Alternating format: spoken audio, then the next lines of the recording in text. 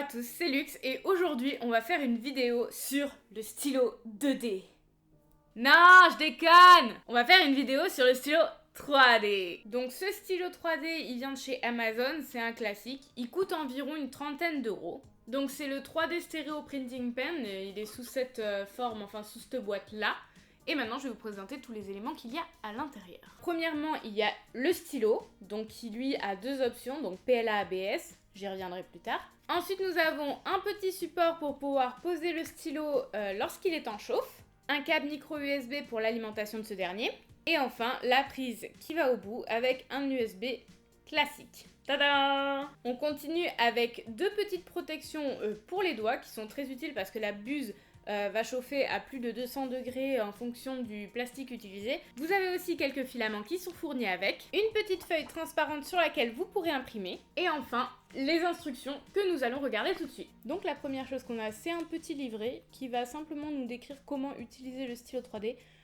Il est full en anglais, mais rassurez-vous, c'est de l'anglais très très simple. Il y a genre on-off, hot, cold et PLA ABS. Donc en soi, si vous faites juste une recherche Google et que vous tapez les mots, vous devriez pas avoir de soucis. Il y a un deuxième petit livret qui ressemble exactement au premier, qui lui va nous expliquer comment faire pour enlever si jamais on a un filament de coincé dans le stylo.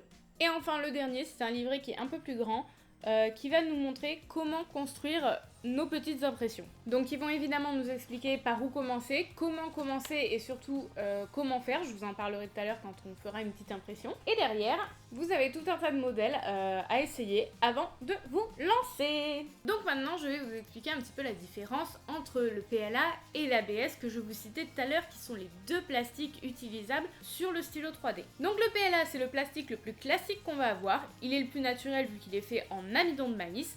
Et il est imprimable à partir de 180 degrés. Il faut savoir que le PLA n'est pas flexible, du coup il va avoir tendance à se casser très vite, surtout sur des petites zones. Et enfin, il est très sensible à l'humidité. S'il a été en contact avec une zone humide, il risque de devenir cassant, de se casser à l'intérieur de la buse, et ça va être très très problématique. Pour éviter ça, c'est très simple, dans les bobines de filament, il y a toujours un petit sachet, comme celui-ci, qui va choper l'humidité. Comme je vous l'ai dit, le PLA c'est le plus courant, c'est souvent celui qui est envoyé lorsqu'on commande une imprimante 3D ou qu'on commande comme ici un stylo 3D. Maintenant nous allons parler de l'ABS. Donc c'est un polymère thermoplastique, on s'en sert entre autres pour les Lego. Lui en revanche s'imprime à partir de 280 degrés, donc là vraiment attention aux doigts, surtout quand vous utilisez un stylo à ne pas vous brûler. Il est plus flexible que le PLA, donc moins cassant, du coup plus facile à mettre en contrainte. Et enfin il y a un nombre de coloris juste infini. Mais il a une particularité, c'est qu'hélas, il est toxique. Donc surtout, il faut faire absolument attention, surtout quand vous travaillez avec un stylo 3D,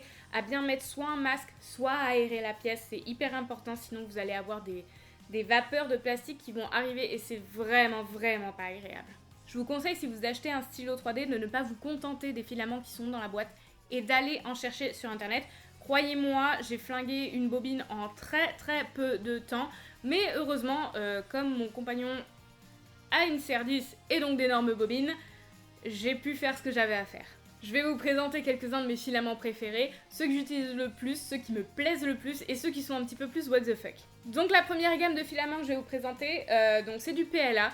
Et c'est de chez Ariane Plast. J'aime beaucoup cette marque, elle a vraiment une fluidité d'impression qui est assez sympa, surtout au niveau du stylo. Je vais parler que au niveau du stylo, car je suis un baby maker. En tant que baby maker, je ne me suis encore jamais servi d'une imprimante 3D, ok ?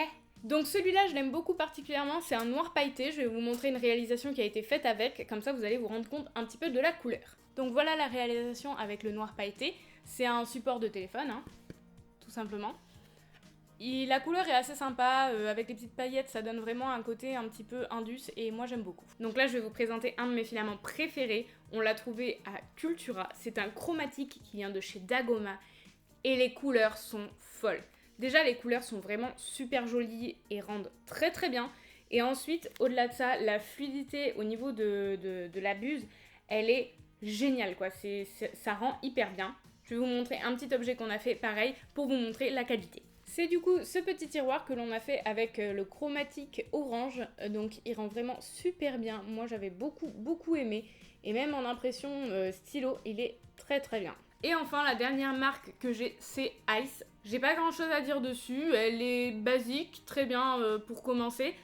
J'ai eu quelques petits soucis avec quelques couleurs où il a fallu que je passe en ABS parce que l'extrusion ne se faisait pas correctement juste avec la température du PLA. Mais globalement, il s'en sort très bien et c'est plutôt cool. Après vous avoir présenté les filaments dont je me servais et ceux que j'aime bien, je vais vous présenter ceux qui sont un petit peu plus farfelus. On commence par celui-là qui est un PLA, donc c'est un PLA phosphorescent bleu. L'année dernière pour Halloween, on a donc imprimé des petites têtes de mort ainsi que des petits fantômes. J'ai la même version mais en ABS qui est lui vert phosphorescent et bleu phosphorescent, j'ai les deux. Les autres qui me font beaucoup marrer, c'est ceux-là. Alors vous allez me dire oui, enfin bon Lucie c'est un violet dégueulasse, c'est un vert cacadois, qu'est-ce qu'ils ont d'exceptionnel? C'est ce qu'on va voir. On va commencer avec le violet pour que vous voyez bien. Il devient rose. Et le vert quant à lui, il devient jaune. Enfin, il y a ceux que vous avez vus sur Amazon et vous vous êtes dit c'est pour un petit truc, alors je vais les prendre. Vous les avez pris, vous les avez trouvés jolis. C'est ceux-là. Ah, ils sont jolis comme ça, hein. C'est des transparents un petit peu colorés. Ils sont ultra cassants. C'est infâme. Je vous les déconseille totalement du coup. Non, si vous voulez des transparents un petit peu colorés, je vous conseille vraiment de prendre des marques comme Ariane Plast, comme Chromatic ou ce genre de choses qu'on a vu, même Ice je pense. Parce que très sincèrement là c'était des petites bobines Amazon, toutes petites, et ça vaut clairement pas le coup. Bon, et bien maintenant qu'on s'est bien marré et que je vous ai présenté un petit peu tout, on va passer à la pratique quand même, c'est quand même le but. Du coup, je vais vous mettre un petit timelapse du vif d'or que je vais faire.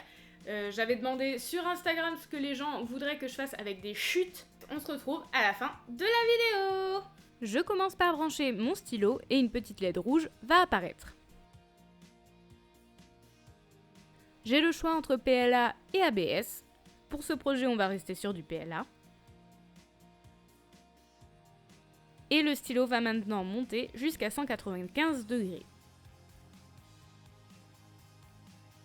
Une fois que c'est fait, je dessine mon modèle et je vérifie que mon filament soit bien coupé droit pour l'insérer dans le stylo.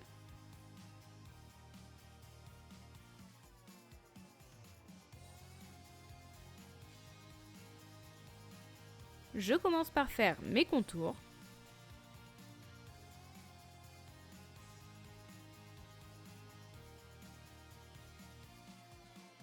Et je délimite des zones de remplissage.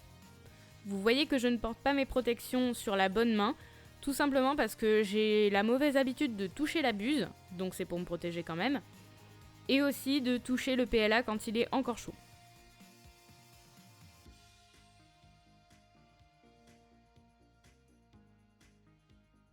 Comme vous voyez, cette partie est assez fine, mais c'est pas très grave, c'est pour garder le côté aérien et un peu transparent. Il va y avoir des éléments en plus qui vont arriver.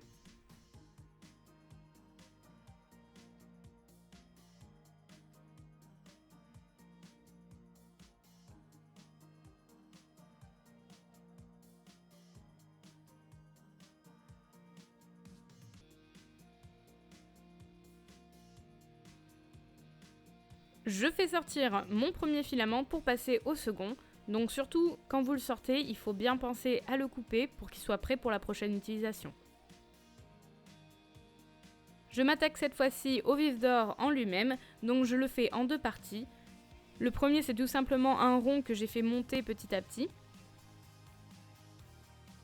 Le deuxième, je l'ai fait de manière un petit peu différente. J'ai commencé à faire un rond, puis j'ai fait des arcs de cercle pour pouvoir les assembler entre eux et me faire une première structure. Je continue d'imprimer autour comme si je faisais une toile d'araignée.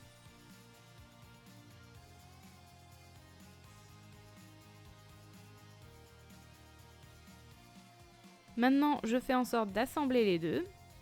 Ici, je vais venir aplanir un petit peu la boule en faisant fondre le PLA avec la buse et en rajoutant du plastique sur certaines zones. Là, je mets un petit filament argenté sur les ailes pour donner un peu de relief. Je coupe les petits cheveux de filament qui sont restés collés. Là, je fais un trou pour insérer les ailes grâce à la chaleur de la buse.